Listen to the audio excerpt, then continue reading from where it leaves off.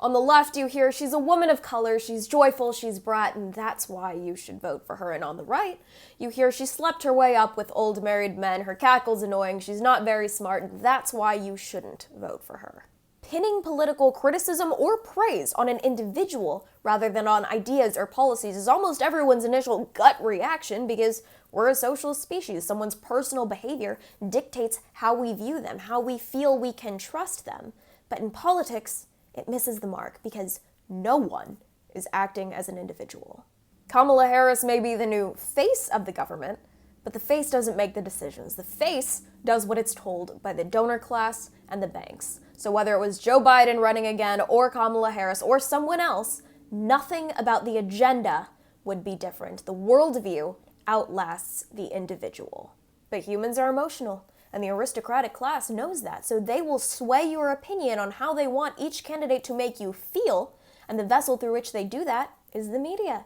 And it turns out what you say doesn't matter nearly as much as how you say it.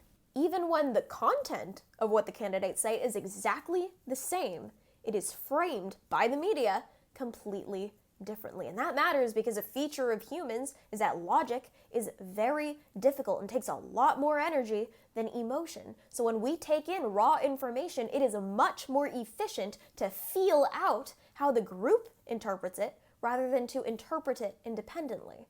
So the media uses that to its advantage, and you can pretty easily tell what opinions the media wants you to have based on who it favors and what information is made available. So now that the media has made you feel positive emotion for Kamala Harris and the other interchangeable faces of the same ideology, and negative emotion for the opposing ideology, well, now it has to put in a lot less effort into defending substance, because humans are biologically wired to make judgments off emotion, and thinking is a learned, difficult skill. What's your favorite policy of Kamala's?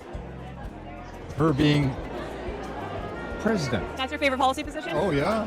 How so? Because it covers everything that she defends. I'm really excited for her to restore reproductive rights across America. How do you think she'll go about doing that? I don't know. Oh, you have to look at it broadly, right? It's about what she stands for right now. Like her as a person just like tops out any policy. And it's probably an accident that the education system did away with the logic classes like they had in ancient Greece and instead created a system modeled after the strictly controlled, idea-crushing prisons. But once we look at Kamala Harris's policy, proposals, accomplishments, and worldview, we piece together a story that's a little different from what the media machine projects. So far, she's announced two policies. One, no tax on tips, which Trump announced a few months prior, and it doesn't seem to align with what she's done in the past. In 2022, she made the tie-breaking vote on the Inflation Reduction Act, which was a complete misnomer because it increased federal net interest costs by billions, and since one thing and one thing alone causes inflation, the bill increased inflation and added 80,000 new IRS agents to go after the little people making $600 Venmo transactions and not reporting their tips. The yeas are 50, the nays are 50. The Senate being equally divided, the Vice President votes in the affirmative, and the bill, as amended, is passed. Her second policy was a $6,000 child tax credit for new parents, which was widely praised. But it was right after J.D. Vance announced a $5,000 child tax credit and was widely chastised. Weird. Then she proposed giving first-time homebuyers $25,000 to help with their down payment, which sounds great, but if you give everyone $1, no one's $1 richer. The $3 gallon of milk just became $4. So housing prices would increase by $25,000.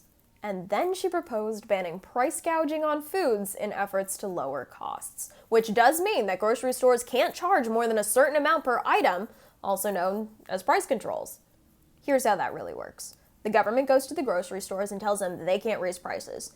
But grocery stores only operate on a 1 to 2% profit margin, so they can't survive if their producers like Tyson, like Kraft Heinz, raise their prices, so the government goes to the producers and tells them they can't raise prices. But the overhead costs for the producers, like energy, like labor, are not fixed. So when the producers' profit margins get too small, they go out of business. Now the lower profit margin foods are the packaged goods, the stuff in the middle of the store.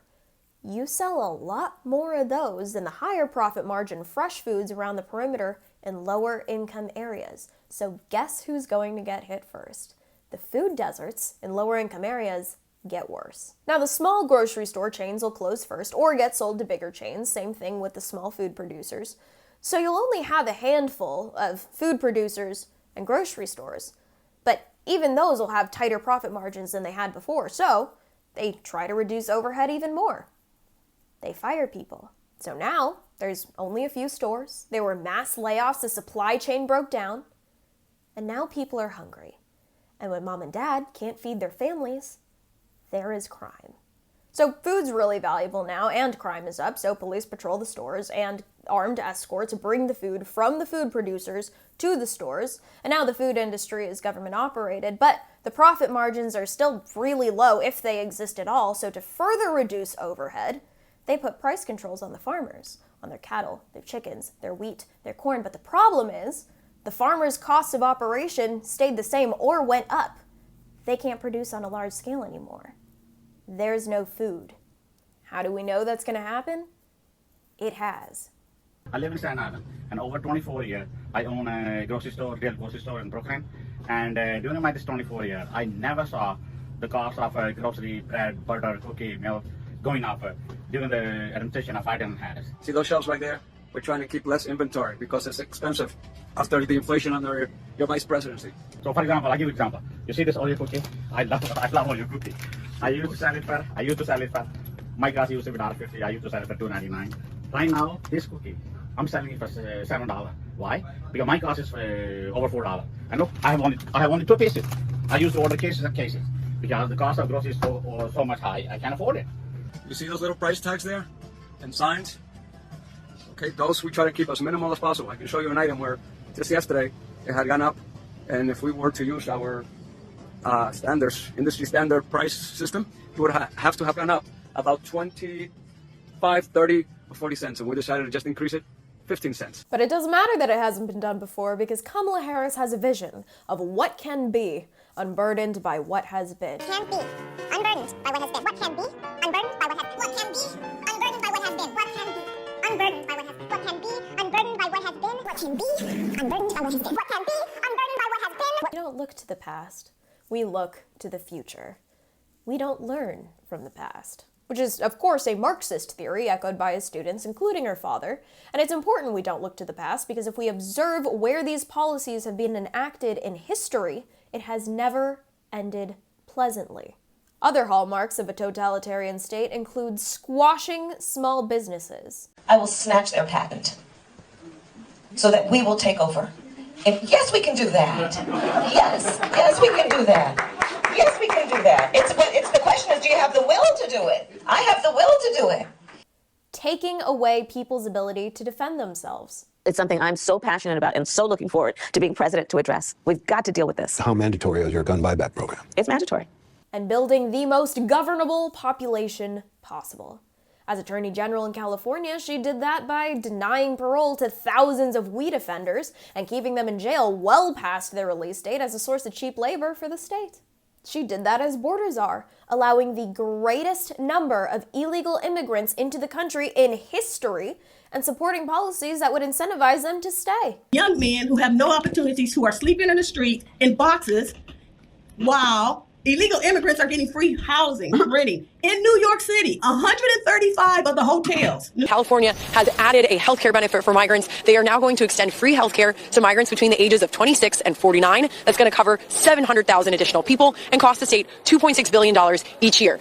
No matter how much worse it makes life for Americans. In Aurora, Colorado, there's a Venezuelan gang that has taken over 2 apartment buildings. I kid you not, the landowner has contacted the local authorities.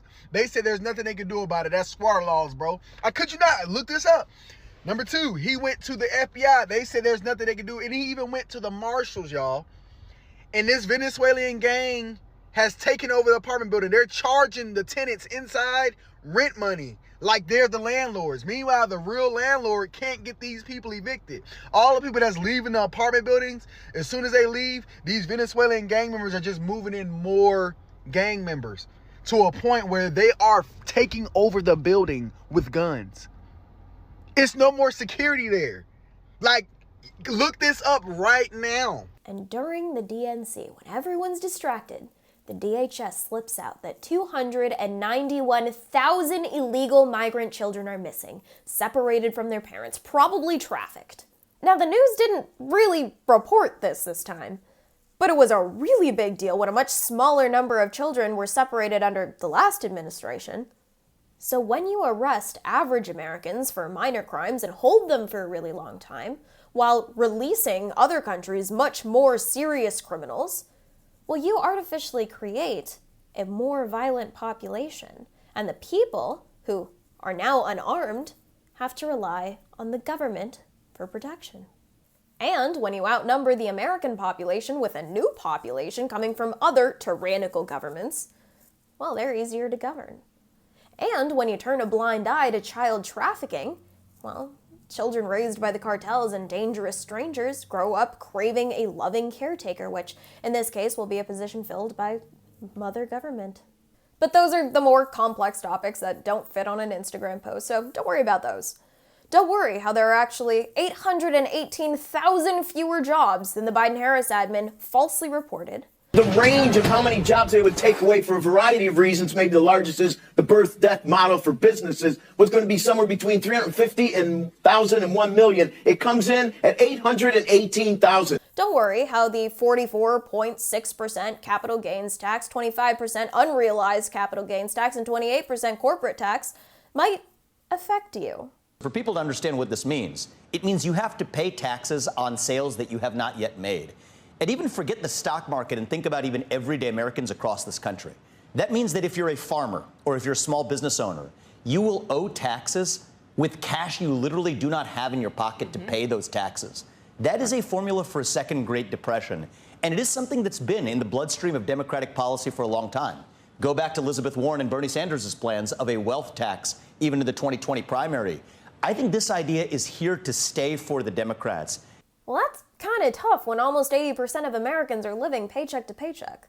But don't worry about how things are bad now, and if the same people take office again, they're not going to magically 180 and reverse everything. Don't worry about that. You should be voting exclusively on abortion and gay rights.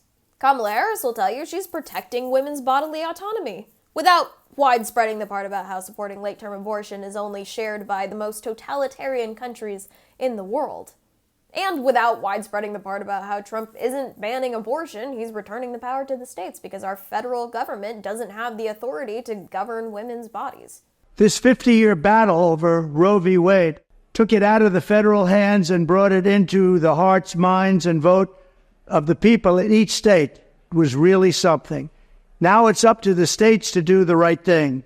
Like Ronald Reagan, I am strongly in favor of exceptions for rape, incest, and life of the mother. She'd rather tell you she stands with the LGBT.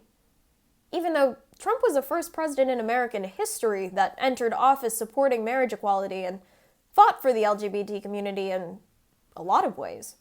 But because she poses with drag queens, she is the more pro-LGBT choice.